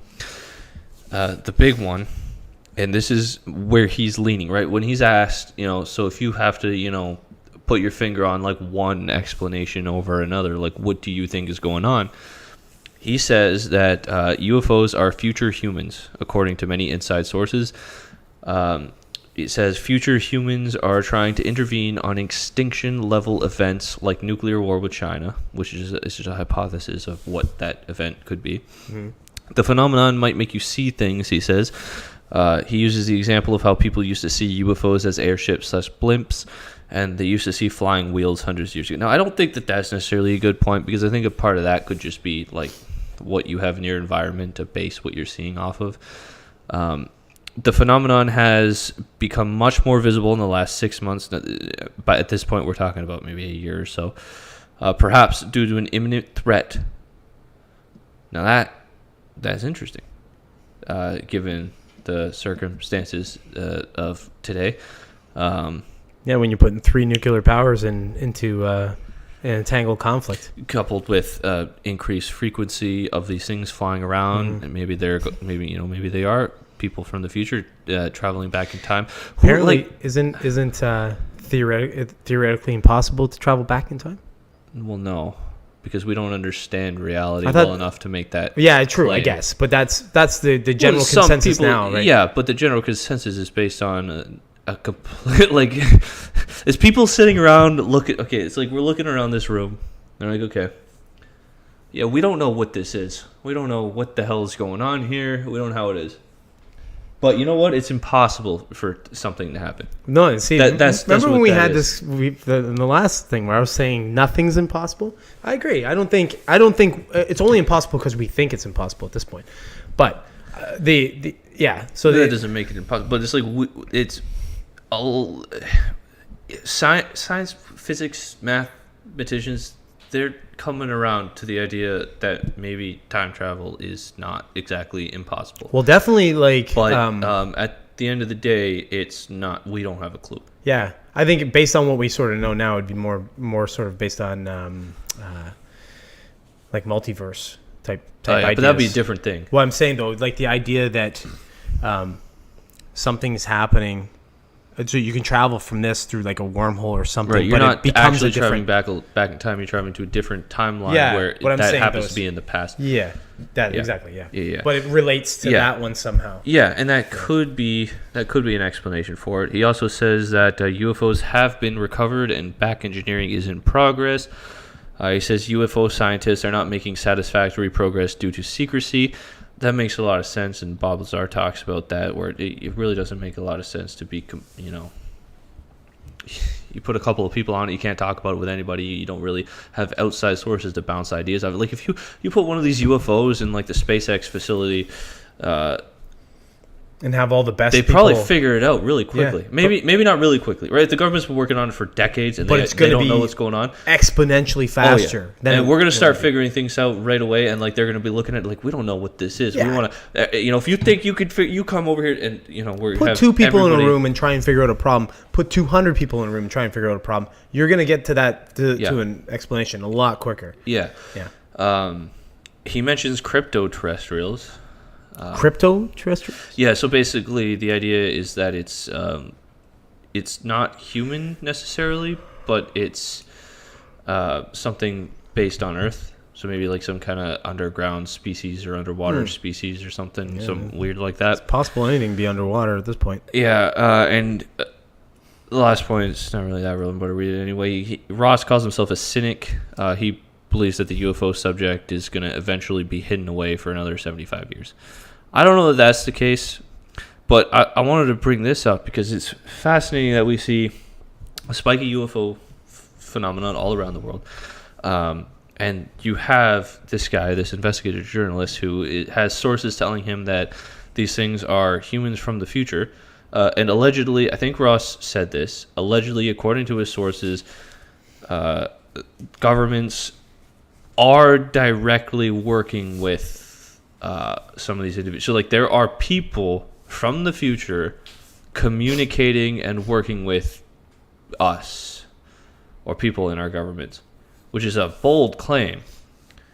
But given recent events, escalated tensions, the threat of nuclear war, quite literally the threat of nuclear war, there's not, other than maybe the Cold War, there has not been a time where it seemed as likely that some kind of very serious conflict could break out. I think at the time it might have, though. Yeah. Like at that time, they might have thought it was going to. Yeah. Like, just as bad as now. Like, yeah. I know what you mean, though. Like, not in our lifetime, anyway. No. Yeah. Like, safe for, I don't know. You couple it with the increased sightings and the idea that maybe they are, people from the future coming back for... the idea is that there's some kind of cataclysm.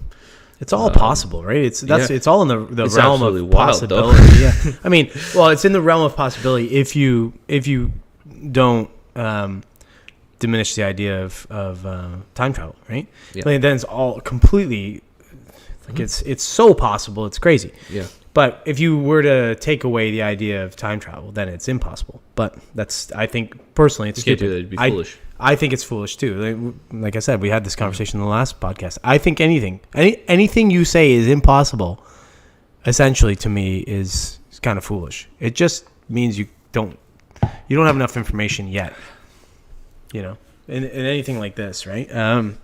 But yeah, it's pretty cool. It kind of lines in with some of the thoughts that I have on different stuff like that. And not even thoughts. It's just like, or I should say, it is thoughts. It's not things that I'm married to. It's just kind of like random thoughts I have to ideas expand my, my mind on different things that are going on. Because you're doing it too right now. We live in such a weird time that it's hard to not look at things and think that there are other cosmic things at play. Yeah.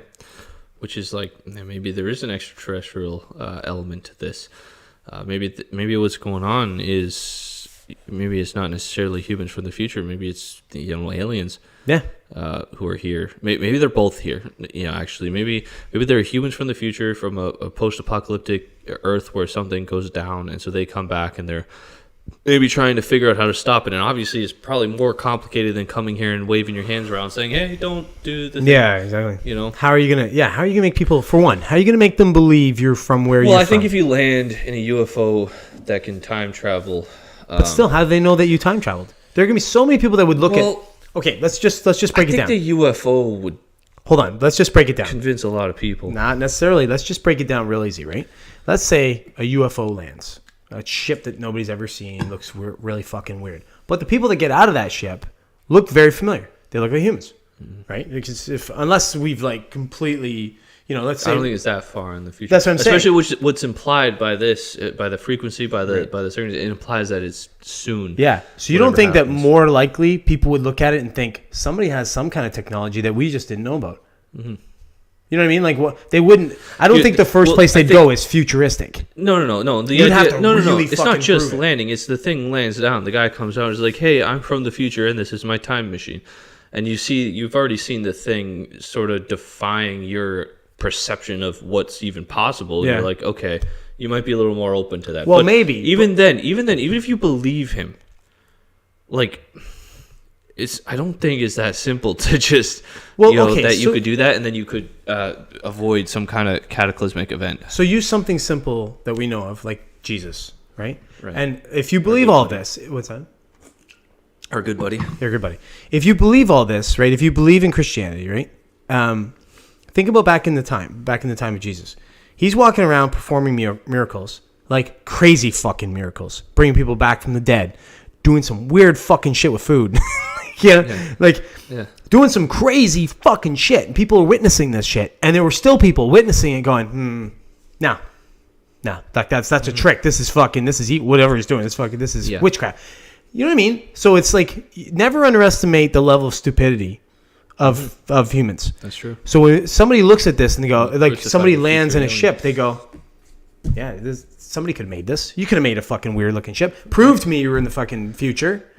Yeah. And then, so you'd probably be spending so much time going, okay, listen, all right, let me go back because you're fucking stupid. Let me just make a quick $1 billion in the stock market because I know what's going to happen. Or even they go, let me go back. Let me just check the time record on some very basic shit that you can check over the next like 24 hours. I'll come back and go, okay, this is what's going to happen at this time here.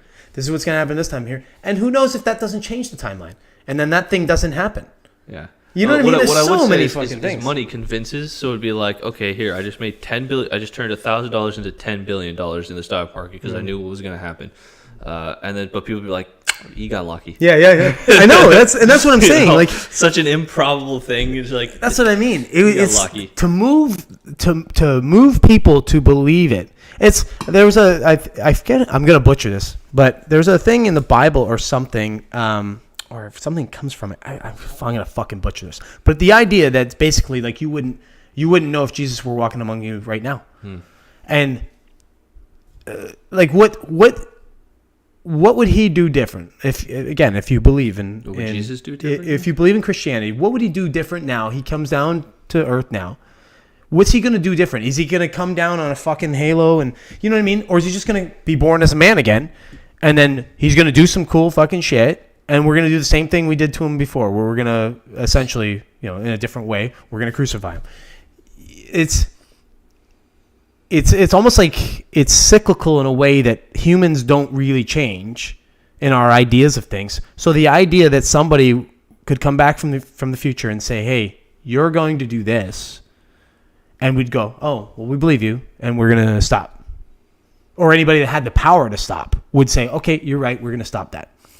I think it wouldn't happen. Mm-hmm. I think without like a heavy intervention of like swaying shit, for example, creating a war that would maybe ease tensions. Yeah, maybe somehow steam off. Right, maybe somehow ease tensions that way. Maybe this is to avert. Maybe buy more time. Yeah, maybe this is to avert a nuclear war with China, with the U.S. and China or something. You know what I mean? Like you just who knows, right? There's so many things that are possible, and even to the point of plausible, that it would blow your fucking mind. But I love that. I love like somebody talking about something like that, especially when it touches something that I've thought about. I'm like, well, somebody else is thinking the way I'm thinking. Yeah, now you got me curious to look up this guy's stuff. Yeah, Russia. Look up Kurt Jamungel's Theories of Everything YouTube channel. Just type in Theories of Everything on YouTube and find his interview with Ross Coulthard. He did get into all that stuff. Fascinating interview. Yeah. Kurt actually went on Jordan Peterson's show just the other day. That was an interesting conversation too. But I want Jordan Peterson to talk to everybody. Yeah. That guy is ridiculously intelligent. I think he's one of the smartest people alive. I wouldn't argue that. Honestly, I would you'd have to prove that he isn't to me. Like if you made that assertion, I'd be like, yeah, I could see that. I think he's definitely up there. Like he's not like a rocket scientist, but he hasn't pursued in a different that. way. In a different way, he's one of the smartest. I think he's one of the smartest when it comes to human psychology. I don't think it's in a different way. No, I just think that his specialty is over here, and a lot of people might say, "Oh, well, like Elon Musk is the smartest man That's alive what I'm because saying. he's doing this stuff over here, but Jordan Peterson is doing this stuff over here." And I think if you're comparing and contrasting, I think the wisdom and the knowledge and the understanding of the human psyche and just like all the stuff that Jordan Peterson talks about, I think it's comparably important to building spaceships. Mm-hmm. But I would put someone like Ben Shapiro in that. Ben Shapiro is definitely, but he's like autistic smart. That's what I mean. It's like when I look at brilliance that way, the thing I kind of measure too is the ability to access information on a spot and coherent information in a way. So almost the ability, the way to debate somebody in real time, like someone like Jordan Peterson or Ben Shapiro can do, is unfucking believable to me. Like it would be the equivalent of me going to try and fight a 6-degree black belt jiu-jitsu or something. I'd be like, I don't want to even step near this guy. Because if I try to debate someone like that, I feel like he's going to make me... There is a bit of an illusion to that. Because when you're doing that, there's a lot of preparation. Sure. Yeah. So it's like... It's more akin to you going and trying to fight a black belt, but you get like 3 months to train with another black belt, and so it evens it a little bit, but it's still, obviously it's still. Well, that's why you have to measure it in like open debate, right? Where they don't really you have to actually listen to what's being said. You have to actually listen to it and the credibility, and you hear the points. Like, one thing about Jordan Peterson that I found fascinating. This was in his early days. And I found this fascinating because there was a point in time where I was looking for criticisms of it, because I saw all this like hatred of him. Like, and I'm listening to his speech. I'm like, this is hard brilliant. to criticize. This is brilliant stuff. Like, this is good. He's speaking a lot of truth, a lot, whatever. And but you still get these leftists like calling him names or whatever. I'm like, what's going on? That's actually why I stopped paying attention to David Pakman, because David Pakman, do you know who that is? He does like news on YouTube. He's a leftist.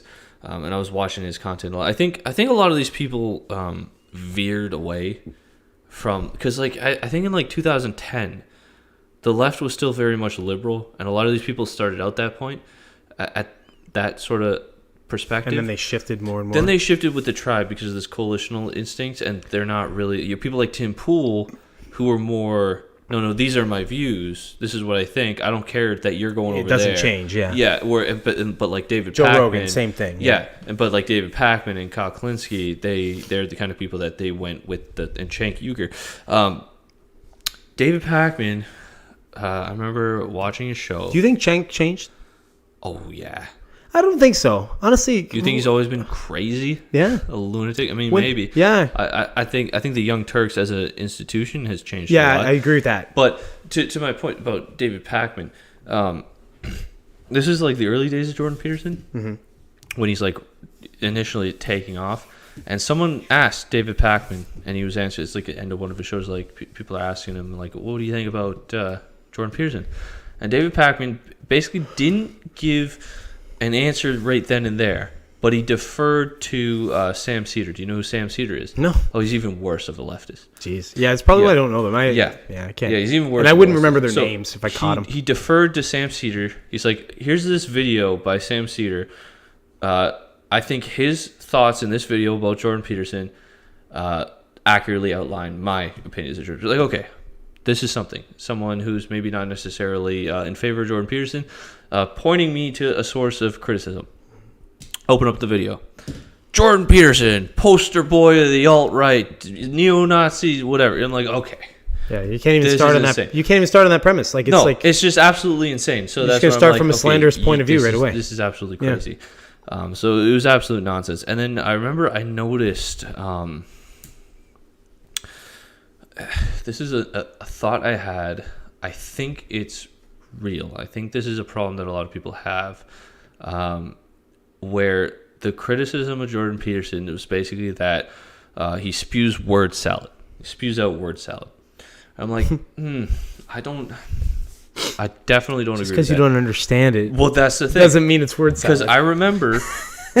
Right, he uses big words, yeah. Well, this would have happened to me a couple. And he attaches them at least once or a couple of times. This happened to me listening to Jordan Peterson, where it's like, okay, he will start on a point, and he will go on a nice big arc, and this arc could be 5 to 10 minutes long, and at some point, maybe you stop paying attention, you lose what he's saying. So it sounds like he's just rambling. You got to go back and But when you go back and you listen and you're like, okay, no, this is coherent. This makes sense. This is all connected. It's all related. Like, it's a coherent 10-minute train of thought.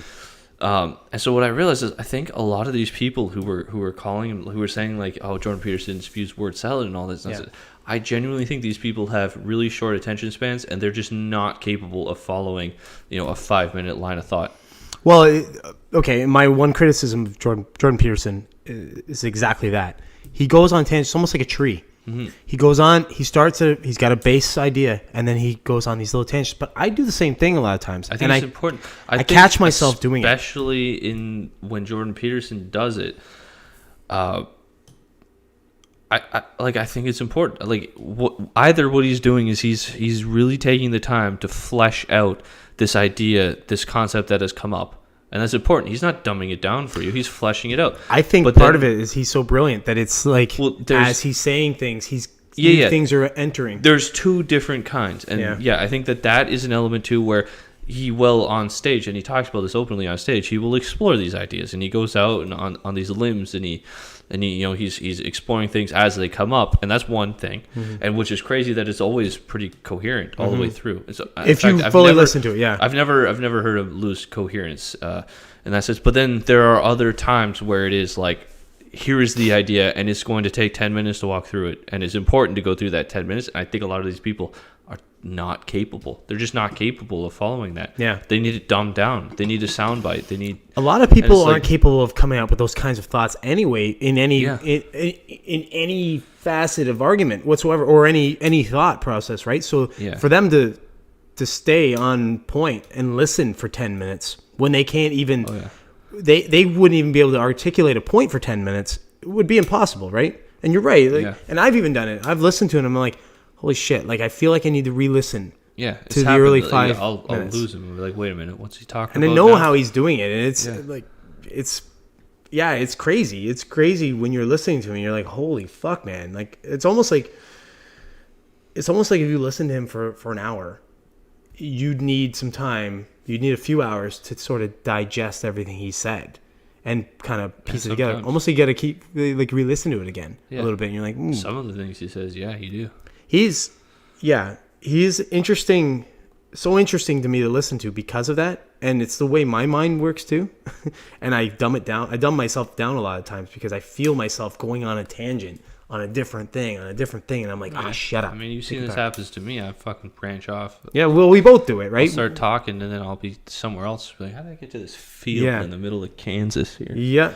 No, I think it's when you have a very curious mind and you have a lot of information. Yeah, and then and they're loosely connected. Yeah, and when you're trying to sort of piece it together in your own mind as you're making a point, and then you're coming up with new information that sort of bolsters your point, or maybe new ideas that idea that you just had and you want to explore. You're bringing that into the mix, and it ends up becoming a conversation on itself, like that you're almost like having with yourself, and you're bringing everybody into your own head while you're having that conversation. So it can be very tough for people to listen to a guy like that because, quite honestly, he's just on a different level than most people.